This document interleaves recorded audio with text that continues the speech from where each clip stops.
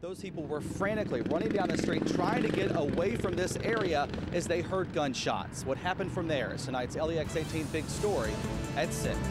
Well, I am walking up what used to be a section of this lane here on Kentucky 292, but as you can see, this entire section of this highway has completely collapsed down into this riverbank. Now, just to show you how that's translating at the pump, I've got to show you this. One unlucky driver here had to spend nearly $92. Yeah, $91.91 there. That is what you're seeing, almost $92 just for one fill-up. Here along 19th Street, this mess is repeated along several buildings. You can see the sheer force of this tornado. What it did, it completely threw all of these concrete blocks right to the ground. Here in Scott County, you can see they're still on scene. Moores Mill Road still blocked here in front of that home. And now we are actually one intersection down here at Palumbo and Man O' War. This is where police have the inner loop of Man O' War blocked off between Palumbo and Blazer as police remain on scene. Now, if we take a closer look down here, they are down towards Blazer Parkway. That's where investigators are still on scene, continuing to reconstruct this accident. And as she was putting them in her car at that very moment, someone pulled up on the side of her car just like they were parking next to her.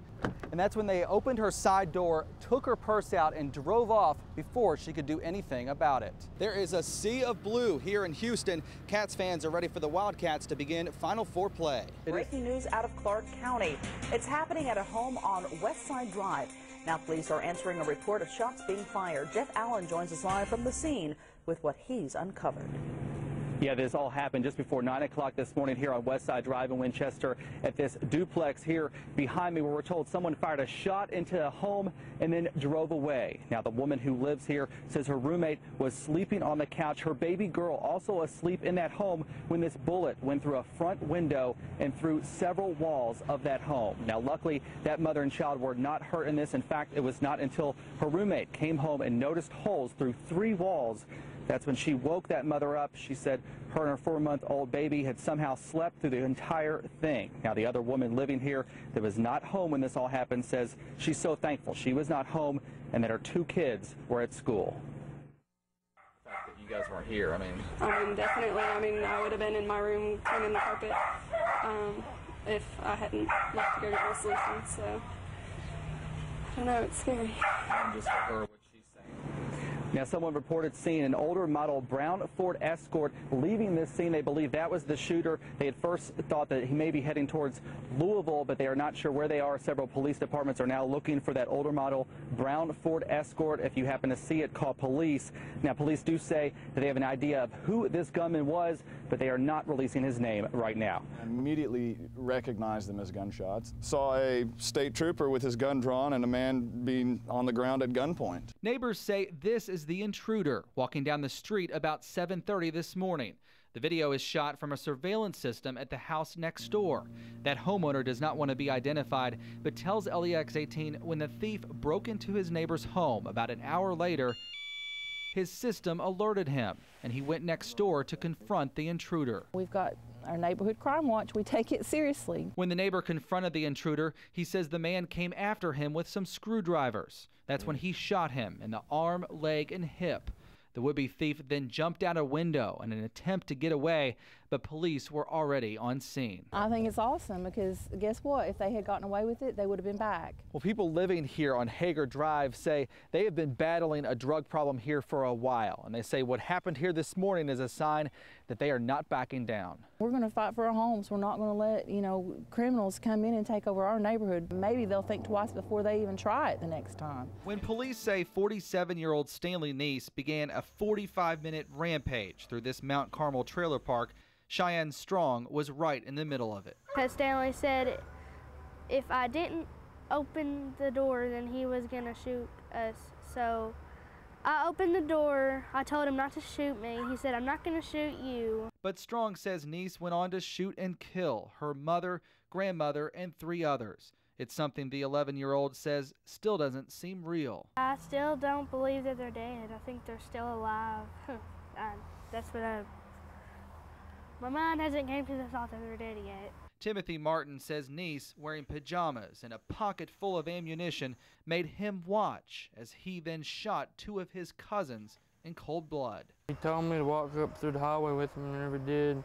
He shot all the family and stuff like that, and he told me to go out in the street and have fun and play with my friends. Neighbors say Neese had been making threats about doing something on September 11th after his wife, Sandra Neese, said she wanted to get a divorce. He said, you ain't getting no divorce, that if I can't have you, nobody's gonna have you like that. Cheyenne Strong says the anger spilled over Saturday morning when Neese took some orange juice meant for her. My granny got mad at him and she took it from him, and then the next thing I know, he's running down the hallway with a gun. Timothy Martin says it's a miracle he and several others who had to dodge bullets were able to survive. I'm glad that I'm alive, and I'm glad that God was over top of me. Which social media website you hit today, this story is front and center. Twitter especially blew up this morning with comments and pictures.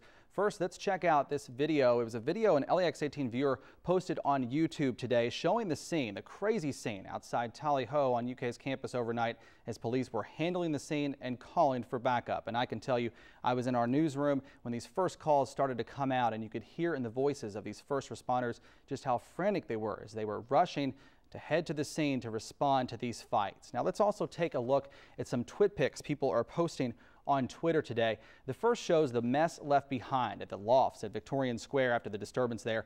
Another two show the scene outside Tally Ho, and you can see just how massive this scene was and how many people got caught up in all this as this fighting broke out about 2:30 this morning. Now to our story we posted on LAX18.com, and at this hour, get this, already 9,000 people nearly have viewed this story in just the last 5 hours. And several people have retweeted our web story, and this is what they're saying on Twitter right now. Rachel Elizabeth, a student at UK, says some of this fighting happened, quote, right outside my dorm. Mike Check 85 on Twitter says, quote, someone got scraped at Tally Ho too, blood and tables everywhere. The Honor Flight organization is working as fast as it can to get these veterans to Washington, D.C. I recently traveled with more than 100 veterans from the Bluegrass as they made the trip. Most of these men and women have never even met before, but they've shared the bond of war for decades. And now together, more than 100 veterans from the Bluegrass I think it's great that we can do this. are making their way to Washington, D.C. With just a fraction of World War II veterans still living, who are at the end of our lives. It's a race against time. It's the last hurrah for a lot of us. To visit the memorial dedicated in their honor. We reach the age of the dropping off point. And thank you for your service. I think you're going to have a great visit. Greeted at every stop along the way, the veterans make their way to the World War II Memorial in D.C. Opened just 7 years ago, it's designed to pay tribute to the service and sacrifice We're thinking of those that didn't make it. of all those that fought and many who never made it back home to Kentucky.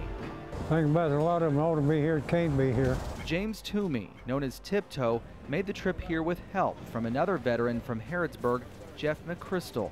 He served in Iraq. It's really emotional for me. Of course, they warned us it would be, and it is. For some vets, it's taking them back to a dark place in their lives. My grandfather, Harold Roberts, was also on the flight. He fought in the Normandy invasion. It's a part of his life not often talked about. But you just hope it don't bring back memories. Painful memories. It's hard to think of those things. That the memorial is now helping them come to terms with. Had a wonderful marriage and family, and I'm thankful that I could do that, and I regret that others could not. And then, at the end of a long day, they were greeted with hundreds of people back in Kentucky for a hero's welcome home. I don't think I could ever be that brave or courageous, and I just really appreciate everything that they did and putting their lives on hold so that we could live ours.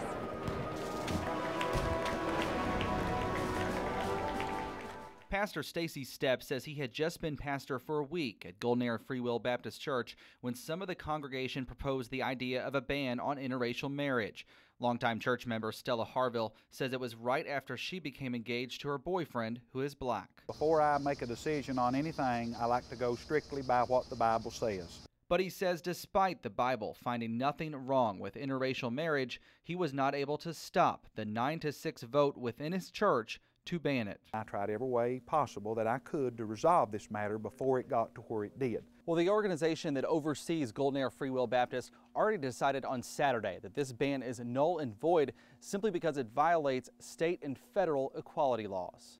But today the church went one step further with a unanimous vote. A vote to accept all people, regardless of race, creed, or color, and to accept everyone into the fellowship of Christ. Sonny Hereford made his way to the church during the service.